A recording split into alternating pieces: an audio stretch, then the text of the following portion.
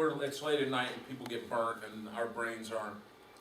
For me, it's easy because I teach for a living. So but if you're not used to being in class, it's a difficult thing to get used to again. And for you, Peyton, it was always difficult. So again, strike zone, and the whole point of that little kind of diatribe we went on there is to understand that every rule, no matter what we do when we come across a rule, has to be thought about and done with some spirit and intent, right? And again, given priorities, ball strike is the most important rule there is. So balls and strikes are the first thing that happen on a baseball field. So those are the first priorities. So this is the rule. There's an old saying that says, if you're a bad balls and strikes umpire, you're never going to advance, right? Nobody ever advances by being a good base umpire. Nobody ever says, man, that dude can call plays at first base, right? Nobody ever says that about umpires. When they talk about umpires, they go, that dude can call balls and strikes. So balls and strikes, quite literally, is where your bread and butter is. So we're going to spend a lot of time on the mechanics of it and all that kind of stuff when we get physical a little bit later. We're not going to do that for a while, but we're just going to kind of ease into that. But we're going to talk a lot about it, and we're going to get a lot of different things and a lot of different theories. But right now I want to stay away from that. All right, there was another thing in that rule that said foul tip. Right, it said a ball that was a foul tip was a strike. So what's a foul tip? Well, a foul tip is Rule 216.2, and a foul tip is a batted ball, right, and you're going to see how, once again, this rule is very clear. There's no ambiguity in this one at all. It's all black and white. Okay? A batted ball that goes directly to the catcher's hands and is legally caught by the catcher. It is strike and the ball is in play. So a foul tip is a batted ball that goes directly to the catcher's hands and is legally caught by the catcher.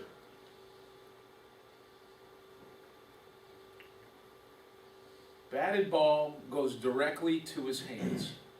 What the heck does that mean? It's real clear, right? Directly to his hands. Batted ball. How about the other two rule books? I probably should have put them in here when I did this, and I thought not, and then this is the problem of being a knucklehead, is I thought not to do it, and now I can't help myself, right? Foul tip. Let's look at the college book. Foul tip, foul tip, foul tip, foul tip. Foul tip. A batted ball that travels directly from the bat to the catcher's hands and is caught legally by the catcher. It's close, right? So without a major change in direction. That's one way, that could be an interpretation, Yeah. right? That could be an interpretation. But again, batted ball that travels directly from the bat to the catcher's hands. Directly. The one we just saw, we had said, did it say directly? No. It said, Straight. it said Yeah, directly. Okay, so we have the same words there. And then in the pro rule book, it says,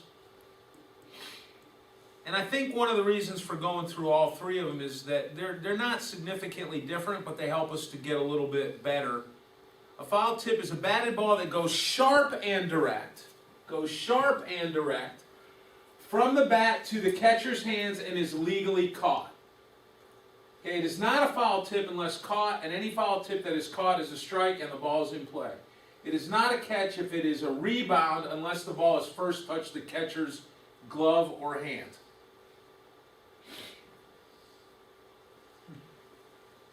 This is interesting because there's a slightly different interpretation in high school. I was thinking that. Here's the deal.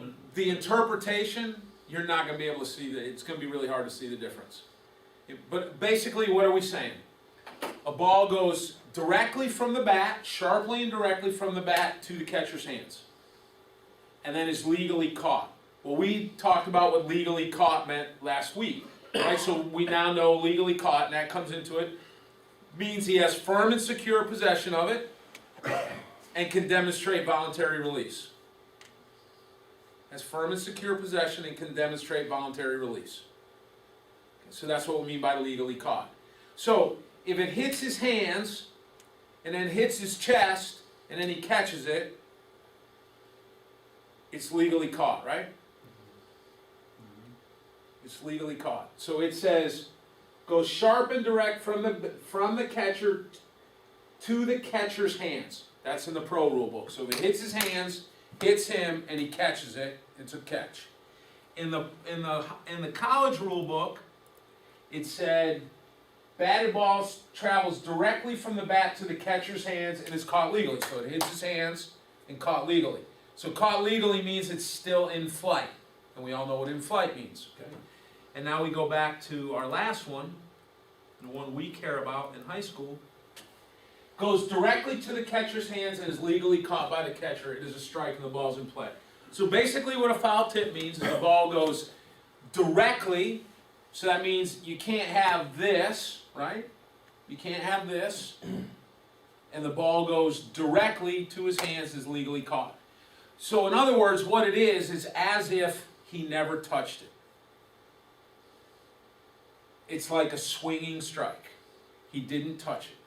That's basically what it means. And then once it touches as long as it touches the glove first. It can be a Because catch. I had a play one time that hit the glove and it squirted up a little bit, and then he caught it like this. That's legal. And I didn't know when there's a rule, so no one said anything. But I thought to myself, I wasn't exactly sure if that should have counted or not. Yeah, and you'll see that one. That you'll never see that again in your career. There's different interpretations and different plays, but the rule's all written the same. And I think if you try to get too crazy, there's one interpretation, like it says, if the ball goes boom and hits him in the chest and he catches it.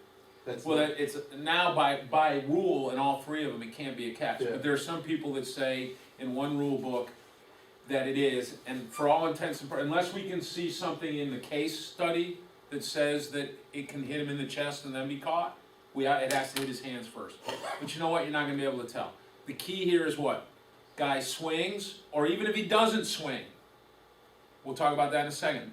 The key is the ball hits the bat and then goes directly to his hands. What does directly mean? More or less, right? More or less you hear tip, tip, like that. More or less like that, right? So here's the interesting thing, and there's kind of the joke, if you want to joke with an umpire. Anytime he tells you he got hit by a foul tip, just laugh at him. Go, that's not possible. Umpire can't get hit by a foul tip, can he? Because it would be legally caught, and how could he get hit, right? So because if it hit the catcher and then hit you, it's not in flight anymore. So it can't be legally caught. So umpire, the beauty, here's I got this for you 100%. As an umpire, you never have to be worried about being hit by a foul tip. So we got that going for us, right? You never have to be worried about getting hit by a foul tip. I guarantee you in your whole career, this is one of the guarantees, ironclad guarantees I can give you, is you will never get hit by a foul tip. So that's something that we can carry with us, right? That's something we can put in our pocket and carry with us, okay? Situation A, now we get a case. There's 3 cases on this in the high school book. B2 swings and tips the ball, and the ball goes directly to the catcher's glove, then rebounds to his chest protector, and the ball is caught by the catcher. Or goes directly to the catcher's chest protector, and then is caught by the catcher. If it goes here, here, like that, catch. If it goes like that, no catch. Okay? No catch. Right? Oh, I should have put situation, I thought I typed it in there, situation 2, right? 2:16:2. With a runner on first base, by the way, anytime, I think I said this last time, and if you don't know, we'll talk about it. Generally speaking, we abbreviate like this. BR means batter runner. And so notice there's something there's another thing we're going to have to learn. Right? Because when does a batter become a runner, and when do we call him a batter runner, and when does he go from being a batter to a batter runner, and when does he quit being a batter and start being a runner?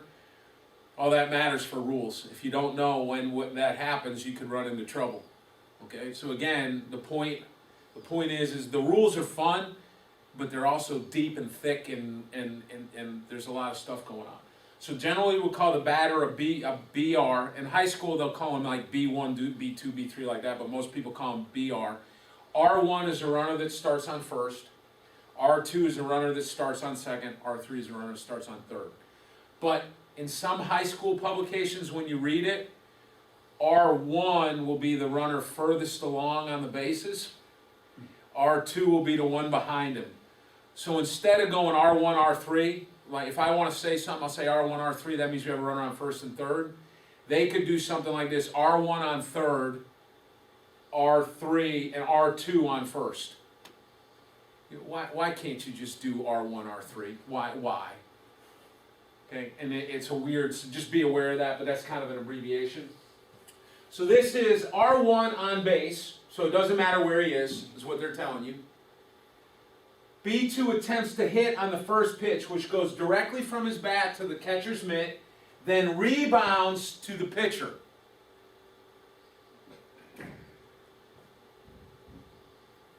Okay, day game or night game, right? Artificial turf, natural turf, cloudy, sunny, right? Who catches the ball in flight as R1 is advancing. This is a foul ball, the ball is dead and R1 returns. Why? Because what did the rule say? Can't be a rebound. And it has to be caught by the catcher. The other rules allow it to be caught by somebody else, don't they? You're never going to see this happen in your entire life, so don't worry about it. Okay?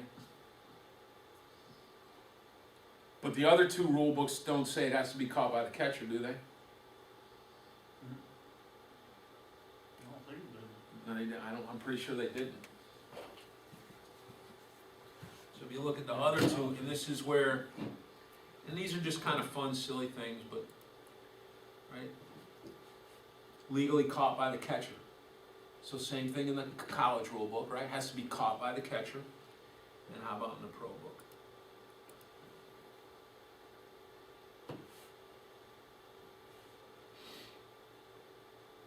Legally caught. So the pro. So that means if you're doing Little League, Dixie Youth, USSSA, AAU, anybody's playing by this rule book, if that ball went boom, boom, boom, it's a foul tip. I don't want to be around when that gets called. Okay? So again, silly difference, but it's different. Okay?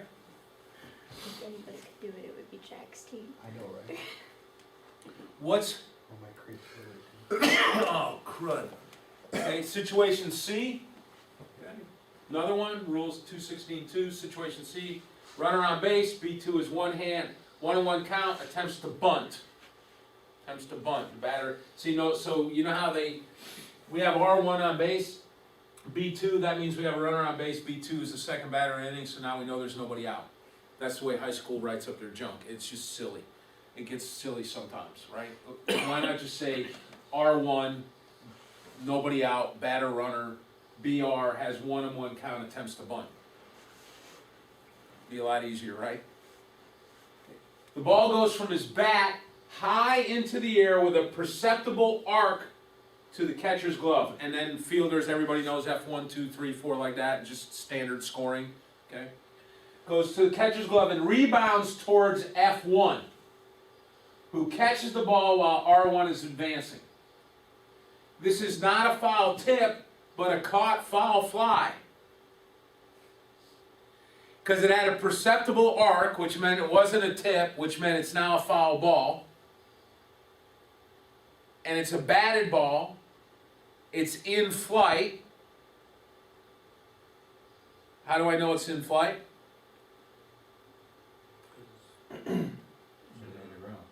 It hasn't hit the ground or An object far into the field. far into the field or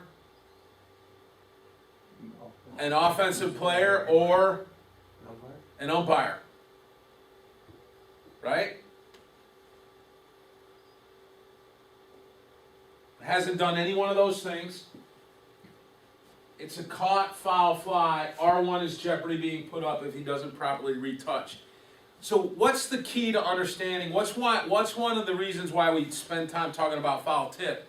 What makes a foul tip different is a foul tip, the ball remains alive and in play.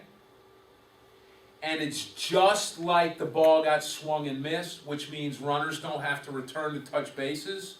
they can steal, they can do all the things they could do if the guy just swung and missed. So that's why it's important to understand the difference between a foul tip and a foul ball. Okay? Because the ball remains alive and in play. Helmet, is that part of the batter? The batter. Is what? Helmet. Helmet is part of the batter. It is part of the batter. Part of the batter. Yeah. Helmet is part of the batter. So if it hits him, the ball's dead. Okay. You see that? Because he's an offensive player. You see that too many times with bunts and. The ball's dead. Once it hits him, the ball's dead. Okay? Good? Everybody good on foul tip? Little crazy difference there between the pro book. And so if you're doing weekend stuff up at the complex working USSSA baseball, or whatever we're doing up there now, we have a bunch of different kinds, I don't know what's playing up there right now, or some showcase ball, or Babe Ruth ball, or something like that, and the ball goes boom, boom, boom, and it's caught by the pitcher. then it's a foul tip, which means the guy doesn't have to go back. You probably don't care, but Little League, it does have a clause that says it has to be caught by the pitcher. Little League says by the catcher too? Good. It's all the same as the pro, except for the very last sentence Says, has to be caught by the catcher. okay, cool. All right. We said the hitter could have a strike if the batter delays. Remember, that was another part of the rule, if the batter delays. So what does it mean? If the pitcher, with a runner on base, stops or hesitates in his delivery because the batter steps out of the box with 1 foot or with both feet, or holds up his hand to request time, it should not be a balk. Let's not worry about that right now. We'll come back to that. Okay, that's the only do-over in all of baseball, by the way. You do this. Do it again. And it happened in the big leagues this year. Blah, blah, blah, blah, blah. All right, we're in this one. A strike shall be called on the batter for violation of 731, which means we got to go look up 731 now because none of us know what that means. Okay, so that means we got to do that. If A, B, and C, if the pitcher legally delivers the ball, it shall be called a strike and the ball remains alive. Thus, 2 strikes are called on the batter and B. If the umpire judges the batter's actions were deliberate to create a balk, he'll get penalized according to this. So this is just a rule like out of the middle of nowhere. We're referring to a pitching rule in the middle of a strike rule. Why? Because something bizarre can happen if the pitcher's pit, right? So we have to keep that in mind. And this is one of those things, really, I've forgotten all about that thing. But keep in mind that we can call, there's times that strike rules appear under the pitcher. And it's the stuff to do with the hitter. Okay. But this is the way the book is written. Let's not worry too much about this. So you get too crazy if you worry about that. So let's see what delay the game means. And I apologize for this being small. Let's see if I can make it a little bit bigger.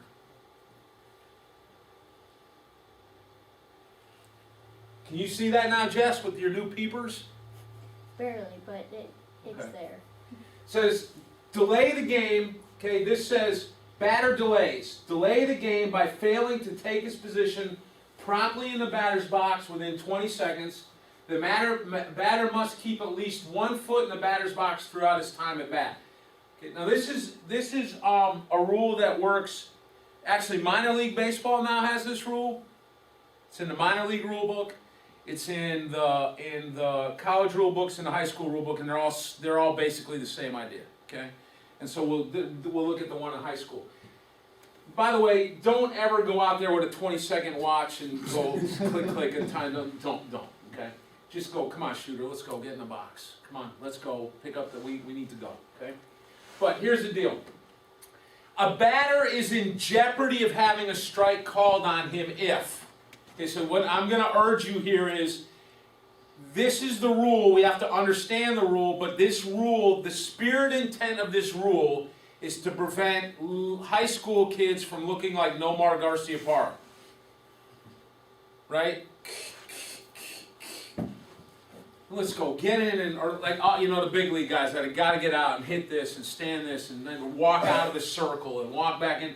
Basically, the spirit intent of this rule is, look, stay in the batter's box. If you take a pitch, stay in the batter's box. Because let's look at the exceptions. Once he's in the batter's box, he has to stay in the batter's box or be subject to having a strike called on him unless he swings at the pitch.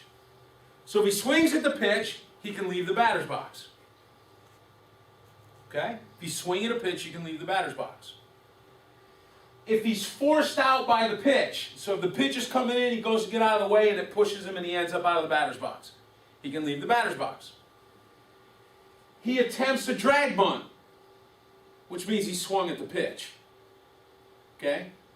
High school rules are written in a lot of weird ways because there's lots of people that have no training at all, read the book and get confused about, well, a drag bunt's not a swing. Yes, if you offer it the ball, you've swung at it and we'll talk about that as well. Okay?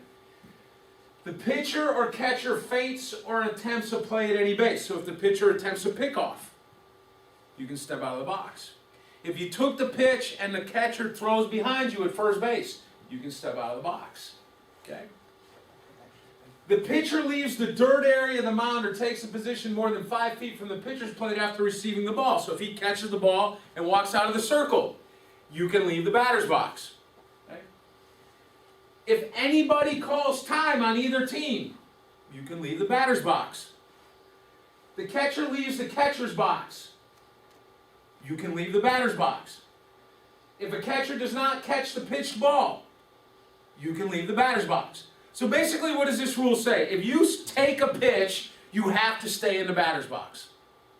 If you don't, you can be subject to being called for a strike.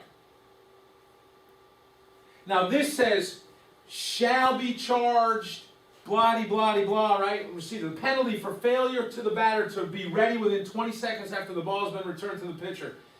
So notice this, even though he can leave for all these things, he's got to get back in within 20 seconds. Which is a long time. Go watch a UVA game and you'll see how long 20 seconds is. Because that's how long they take to deliver every single pitch. It's a daggum human rain delay, okay?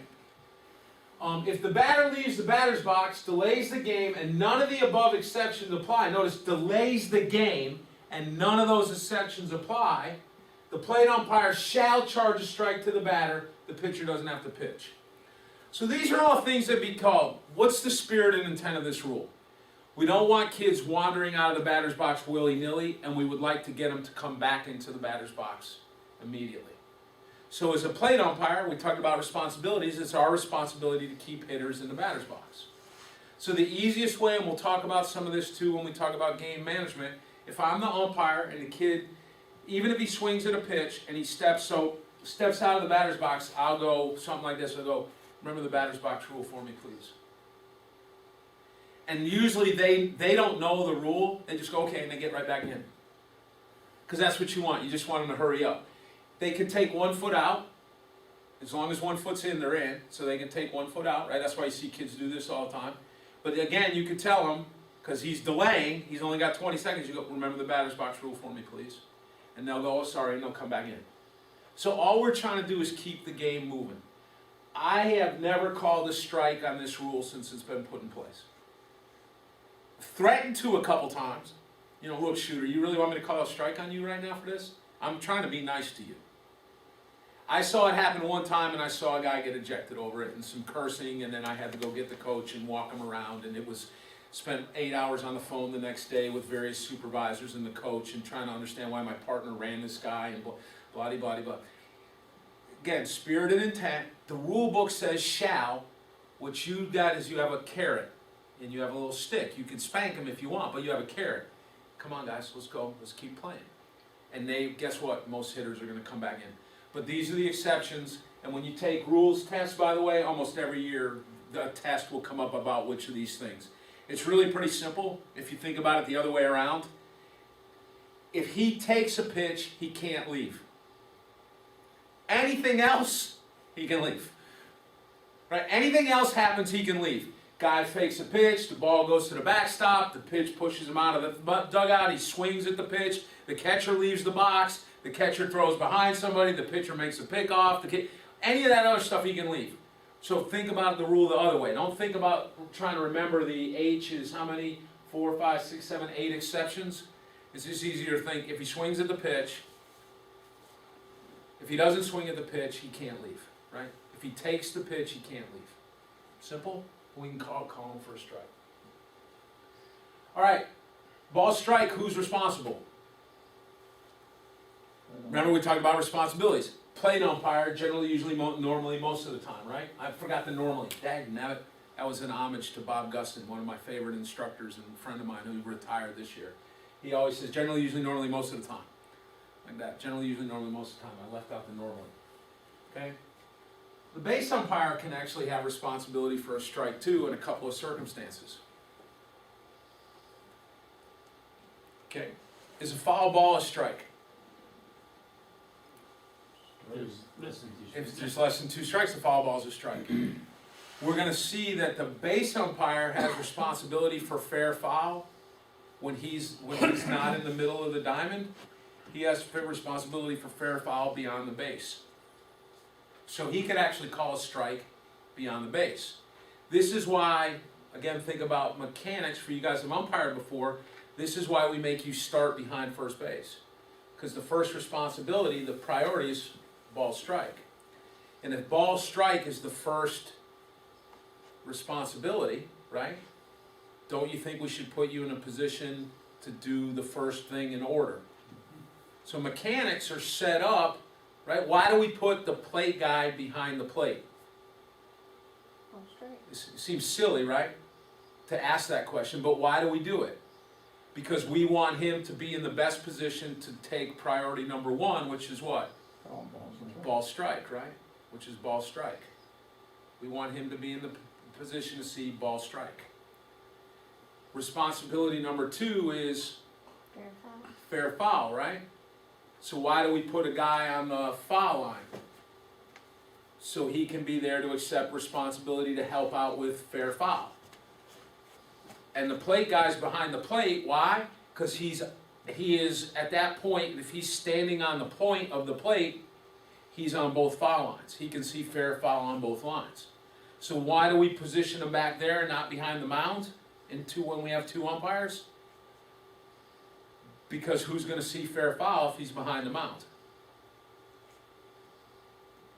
So if you think about it, that one's a silly thing. Why do we put the plate guy behind the plate? Well, easy, dope. Well, think about it. It makes sense, and if you build your mechanics from the idea of hierarchy of responsibility, it makes sense in a different way that will help us understand the rest of the mechanics as we go through. But the base umpire, according to, and by the way, in all 3 rule books, there's no such thing as a check swing. There's no such thing as a check swing. And there'll be some guys who are pedantic. Pedantic is a fancy way for saying school marmish, like they want to hit you on the knuckles if you say check swing, because I always say check swing. It's half swing. Okay, whatever. We all know what I'm talking about, okay? We all know that what I'm talking about. But all 3 rule books, the word check swing does not exist. It's half swing. Okay? It's half swing. And a half swing, right, an umpire can help, the umpire-in-chief, and in high school they call the guy on the plate the umpire-in-chief. Even if he's not the crew chief, he's the umpire-in-chief in the high school rule book. The rest of the rule books, they call him PU usually, and it depends. Some people call the guy on the plate PU, some people call him UIC, just because it's been around forever. And so then we refer to umpires as U1. So if we have 2 umpires, what we have is a UIC and a U1, or a PU and a U1.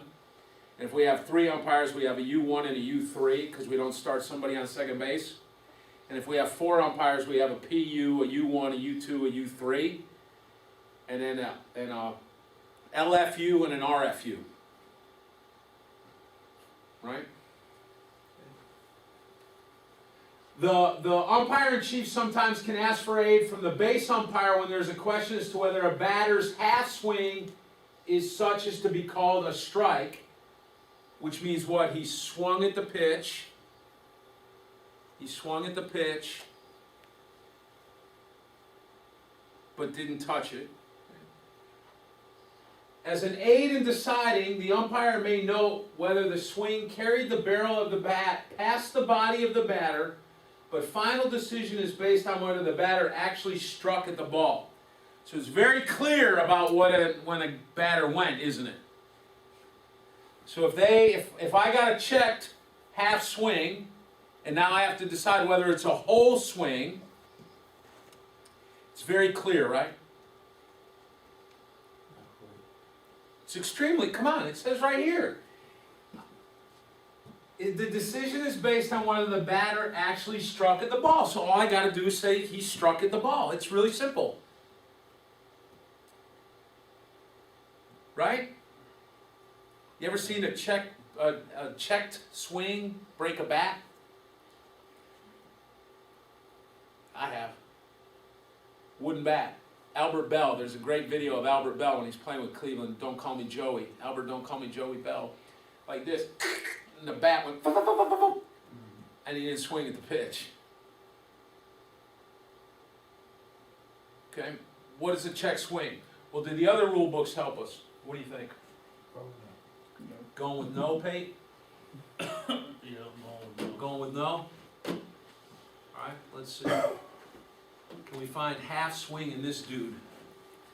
Well, isn't that nice? When we look right here, half swing doesn't appear in that. This might be when they still called it check swing, so we might have to, this rule book's gonna be different. It's changed. See, they called it a check swing in the college rule book. This is an older college rule book. A check swing shall be called a strike if the barrel head of the bat crosses the front edge of home plate or the batter's front hip. That's clear. Actually, that rule's been changed again in college baseball. It's not what it says anymore. I'll try to find the new one here in a second. Okay? But what does it say under that? It doesn't count if he pulls it back? Hang on, we're gonna come to that. Oh. Okay? Let me see if I can find, because it helps us to understand something. I gotta have a 2014 rule book here somewhere.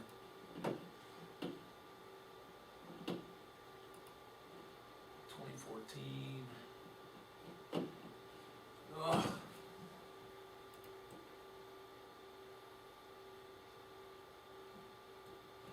Is that on my desktop? Come on, you know better than that. That's a desktop. Anybody see an NCAA rule book up there anywhere? Well, we'll do it this way. And I'll show you the way it kind of, this is kind of cool, it works. And this is kind of, I'll show you the college rule book and then the high school rule book. And this is kind of one of the advantages of being an arbiter and being a member of the National Federation of High Schools. So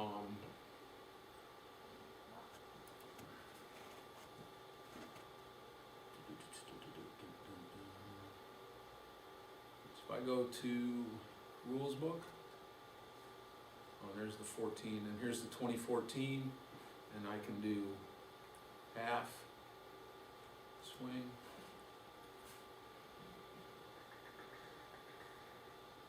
Half swing appears twice in the rule book, and there's the half swing rule, and we'll go back to the pro one. Okay. Half swing is an attempt by the batter to stop the forward motion of the bat while swinging, which puts the batter in jeopardy of a strike being called. The half swing shall be called a strike if the barrel head of the bat passes the batter's front hip. Well, that's clear. That's clearer than the other rule, isn't it? Okay. This does not apply to a bunt attempt when the batter pulls the bat back, right? And then this says you have to ask high school. You know, you guys have all umpired before, and they say check, check, check, see if he swung. High school rules are the only rules you don't have to check if you don't want to check. You do not have to check. This is a different thing, but from the perspective of a game management, if somebody says check, check. If they start asking you every pitch to check, you can say, look, we're not going to do this on every pitch, but I'll check for you when it's legitimate. But by rule, in the pro rule book and the college rule book, if somebody says check, and there are particular people that have to say check, like the catcher or the coach have to say check. If they say check and you don't check, you're in trouble. It's because you broke the rules. And that means you can be subject to protests, things like that. But you know what? In high school baseball, if somebody else checked his swing, just ask. Ask your partner, did he swing? And then it's really clear in the high school rule book, right? All you got to do is decide whether he went. You only can appeal if it was a called ball, right? Yes, you can only appeal if it was called a ball. So now if we look at the pro rule, and we do half It's not in there. swing. Okay. The manager or the catcher may request the plate umpire to ask his partner for help on a half swing, When the plate umpire calls the pitch a ball. So in all three rule books, you can't, if I call the pitch, if I said he swung, you don't get to go ask and get me to turn it on to a not swing. So if the plate umpire says swing, game over. Okay, if the plate umpire says swing, game over. Okay. It says, when the plate umpire called, but not when the pitch is called a strike. The manager may not complain. Field must umpires. Appeals a half swing made only of the ball. Should the base umpire, base runners. Does it tell me here how I'm going to determine if it's a strike?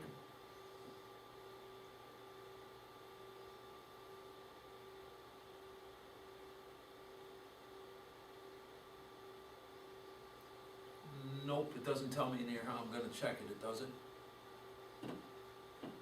No?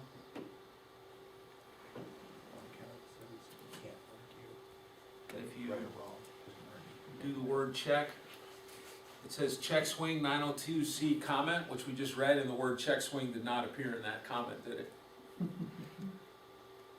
So it's interesting. But anyway, the nightmare here in either rule is what makes a check swing a check swing?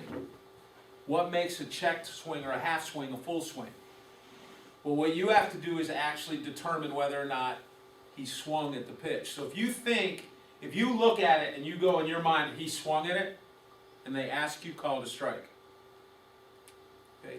There's no wrist breaking, there's no any of that stuff. What it means is, do you think, so if a guy goes like this, right, just goes like this, he's not attempting to swing, right? He's loading up. But if he goes like this, well, he tried to swing, right? If his hands get way out here, and then he tries to come back, he probably swung, right? So the key is, what are you looking for? There's no magic thing, except in the college book, we have the front hip. But what you're trying to do is you look at that, and in your brain you go, that dude swung.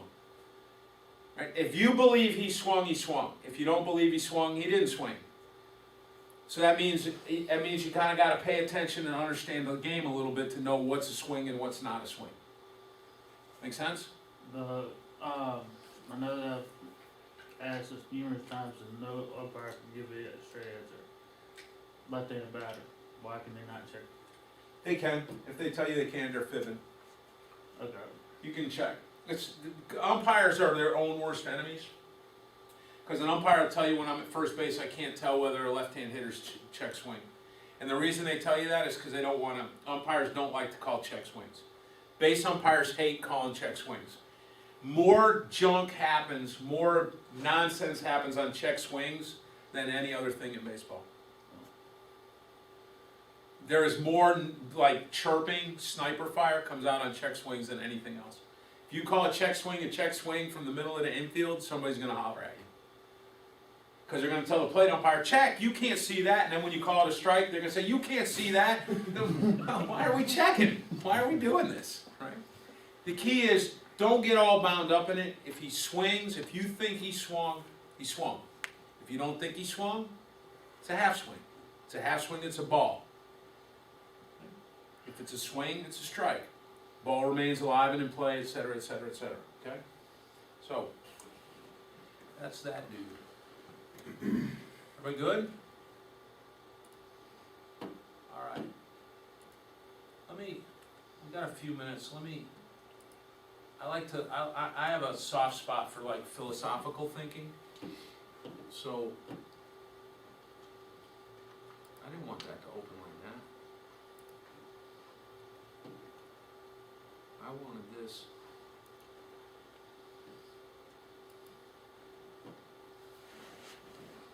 Just want to run through a couple of, these are,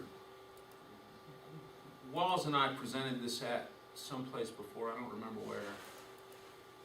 And I stole this from somebody. But this is kind of more of that philosophy stuff we were talking about before. And notice I still can't decide what I want to do for my PowerPoint background, so we'll go with this one, right? 25 most important things to know about officiating, right? Something to think about aside from rules. I'm going to try to do something almost every time where all right, enough rules, right? That's a lot of stuff to put in our heads for one night. And some rules will be easier to run than others. When we do obstruction interference, we'll probably spend the whole 2 hours on obstruction interference. It'll make us crazy. Okay, but we'll spend some time. There's some rules that are really complicated, are gonna take some time, some that aren't. So there might be a time when we come in here and we buzz through 8 or 10, 15 rules. We just go, everybody get that, everybody get that. And again, reading the rule book is something that you ought to do, would work. Again, this is an avocation, not a profession, right? So do things in the order. It takes, to become successful, you gotta work hard, and you gotta study, and you gotta put in the effort. And you guys are doing that. That's why you're here. But don't put it ahead of stuff that's really important. 90% of officiating is being a people person. So we're going to spend some time here in our training learning how to handle people. Listening is an important skill. We're going to talk about how to listen, when to listen. If you ask the question, answer it. Treat everyone with the same respect you want to be treated with. Okay? I've mentioned before 2 of my favorite books, umpiring books. Verbal Judo, and The 7 Habits of Highly Effective People. 2 of my favorite umpiring books.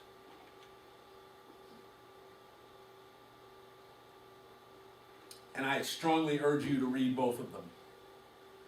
In fact, I have a whole lesson in here on the 7 Habits of a Highly Effective Umpire. I have a PowerPoint presentation on that, with a different background than this one, by the way. Just so you know. I'm ADHD, I can't help it. Officiating isn't always fair. Officiating isn't always fair. So no matter how good you are, no matter how hard you work, right? You won't always work the bigger events or move up the ladder as fast as you think you should, right? Sometimes it's who you know, right? But one of the keys is there's no use obsessing about things you can control. You know, there's the serenity prayer. Everybody knows the serenity prayer, right? There's things I can control and things I can't, you know, paraphrasing, let me know the difference, right? I hope that I know the difference or whatever it is. I don't know it exactly. But I always learned it as this. Worry about the things you can control, forget about the rest. Worry about the things you can control, forget about the rest. My son said this once, and it was like one of the pretty prophetic. I was surprised he came up with it, but he must have got it from me, and I just don't remember that I said it. So, but he did say this. He said, we were talking about something, and this is why he's lazy and shiftless. I love him though. But he said, worry is like a rocking chair. It keeps you busy, but it doesn't get you anywhere.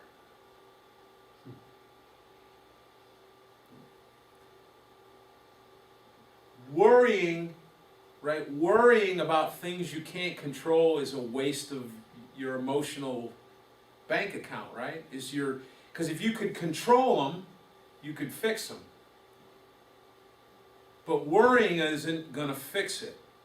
So one of the things you have to take to umpiring is worry about the things I can control and forget about the rest. So what can we control? We can control how we look on the field. We can control the state of our uniform. We can control our rules knowledge. We can control our mechanics knowledge.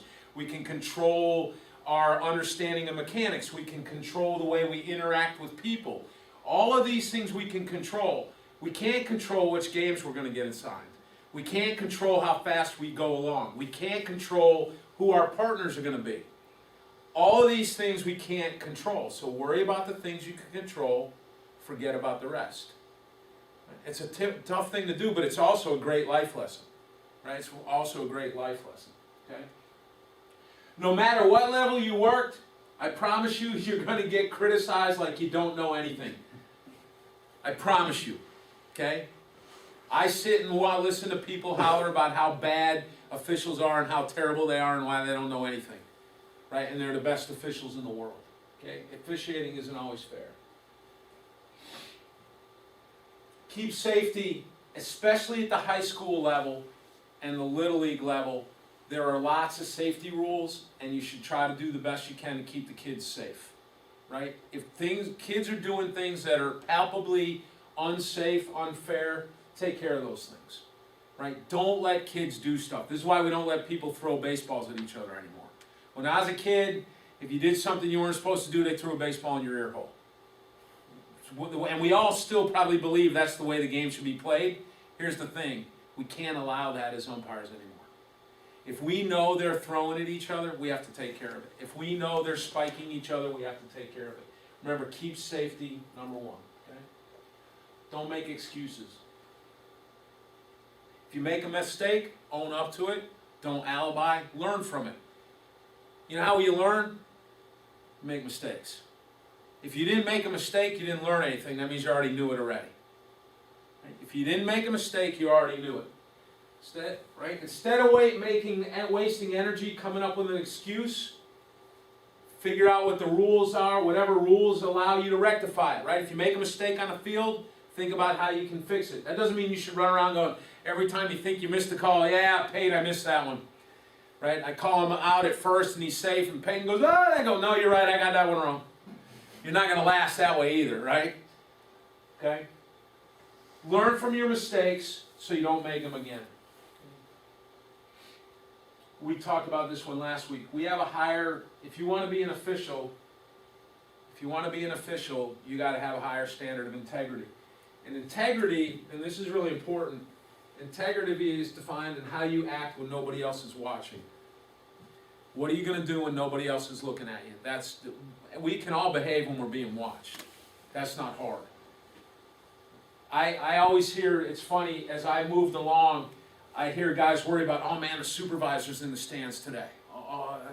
Why does that bother you? Well, if you're working as hard as you can every day, all the time, every time you go on the field, you're umpiring, you take every game as serious as every other one and work hard in every game. Doesn't matter if the supervisor's watching you. It shouldn't, okay? If you get to that point, you might want to reevaluate how hard you're working in a game. You might want to think about that, especially if you want to advance. Poor decisions and bad behavior can eradicate goodwill, and the same thing can happen in officiating. Goodwill is something that we have to earn in officiating, and it's a useful thing. Okay? Here's one of the toughest things we have, and as adults especially, criticism is hard to take. None of us likes to be criticized. But understand, as you come through and we teach you how to umpire in the association, and you're going to run into lots, I'm going to start introducing you to other people to evaluate you and other guys that are going to be part of the training that we're going to do. If they criticize you, our constructive criticisms from these, we're trying to help you. One of the best things about our association, I think, in the entire state, is that nobody offers criticism to prevent you from advancing. They're not there to try to hold you back. We want to be, in this association, we want to be the best association, not just in Virginia, but in the country. We want to be the best high school association there is. And right now we have, something like 20% of our guys are working college baseball. That's amazing for a high school association. We have a lot of guys working college baseball. Why? Because we want to get better. We have an atmosphere of trying to get each other better. So anytime somebody offers a suggestion or a criticism, even if you don't like it, think about it, sleep on it. And here's one of the best things you can do. As you move through an association, as you meet people, find somebody you trust. And if somebody says something to you you're not sure about, talk to that person that you trust. Say, hey, so-and-so said this. Does it sound like what's going on? Does that make sense? Find somebody that you trust and do that. Criticism that comes from spectators, players, and blah-de-blah. Psst, psst. When Peyton's coaching, he's yelling at me, he doesn't know anything. You know how I know he doesn't know anything? He's a coach. That's how I know he doesn't know anything. Right? If he knew something, he'd be an umpire. But he's not. He's a coach. Right? We've already learned how much we don't know about rules in 2 weeks, haven't we? Okay? Officiating builds skills for a lifetime. One of the things, and some of you have been around umpiring for a while, the fraternity aspect of umpiring is mind-boggling. The fraternity aspect is mind-boggling. If you're in with umpires or officials, real umpires and officials, my best friends, the guys that I say I would go to the other world with a can of gas strapped to my back. For those guys are all umpires. Okay. There's something really about that sort of thing, And the things that make us good officials make us good husbands, wives, mothers, fathers, right? Because we have to learn to communicate. We have to learn to be patient. We have to learn to tolerate criticism. All those sorts of things make us good at lots of things. All of those things help us, okay? We haven't talked a lot about this, but body language is important. We're going to see this a little bit later. If you make funny faces or look like you're pissed, people are going to think you are. Right, so one of the things we have to do is let our signals, the way we carry ourselves, if we're in a bad mood and we had a bad day at work or a bad day at school and we're out there umpiring, you can't let other people know you had a bad day. Because they will know it in a heartbeat, okay? We just said this, understand the intent of the rules, not just the rule. Knowing why a rule is needed will help you enforce it. In some cases, the intent is obvious, like we have a forced play slide rule in high school. We'll talk about that later. We're trying to keep people from wrecking each other. Malicious contact rule. Can't run over people. What's the intent of that? Safety, right? It's easy, so you do that. In other instances, rules are intended to ensure that neither team is placed in an unfair disadvantage. Infield fly rule, I just gave you an idea, an interpretation of the strike zone that gave and took advantage and disadvantage, right? And by the way, if you don't like my interpretation of the strike zone, you don't have to take it. You could go and call the rule book strike zone. You're perfectly entitled to, and you wouldn't be wrong. Okay? This is from just basketball fishing. If you're going to do something, right, if you're going to make a choice, make a decision. I learned this when I played lacrosse. My lacrosse coach used to tell me in college, he always said, look, if you're going to do something, if you make a decision to do something, do it. Because if you stop halfway, you're going to be wrong 100% of the time. But if you start to do it and you go and you complete it, you got a 50-50 chance of being right. But if you stop, you got a 100% chance of being wrong. So once you're going to do something, do it, right? Jess back there, balls are bouncing off the backstop, and she's going, strike, strike, and everybody's looking at her. She's like, what are you talking about? That's a strike. Get back in the dugout. Let's go. Swing the bat, right? And what do? They be quiet. They sat down. They swung the bat. Aaron's laughing because he saw it too. We're not lying. They just get back in the dugout. They went back in the dugout, okay? You're going to make mistakes. This is going to be hard for a lot of us. You're going to make mistakes. We're going to have a clinic, and we're going to do physical stuff, and you're going to get back there, you're going to trip over your own feet, you're going to make mistakes. Make mistakes. Learn to love to make mistakes, because that means you're learning. You're going to make mistakes. This is a really important, okay? Once you become an umpire, here's the deal. You're not allowed to criticize other umpires away from umpires again. If you're sitting in the stands and you see a bad call, you're not allowed to go, man, that guy sucks. Why? Because if you're bad-mouthing that dude on the field and you were on that field, would you like that if he were doing it? Would you like to have an umpire sit in the middle of a crowd of fans telling you how bad the umpire was? If it was you? We have to keep that, and believe it or not, we actually have to say this, because I know of at least 2 or 3 incidents when an umpire said something in public about another umpire in front of fans, about how bad an umpire was doing. I know a couple of instances where somebody yelled out of field at an umpire. As an umpire, yelled at him, told him how bad he was, yelled at him from the sideline. That's not fair, right? Understand that that's not fair. We're part of what's going on. You wanna.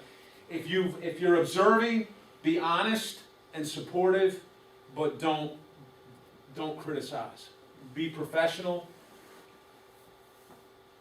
Right? Be professional, and we'll talk more about this when we talk about uniforms. Right? You don't have to wear a tie. Remember, the interesting thing is when we talk about this, know our role. I always say this, and this has kind of been a change in umpiring in the last 10 years, is umpires and coaches are colleagues.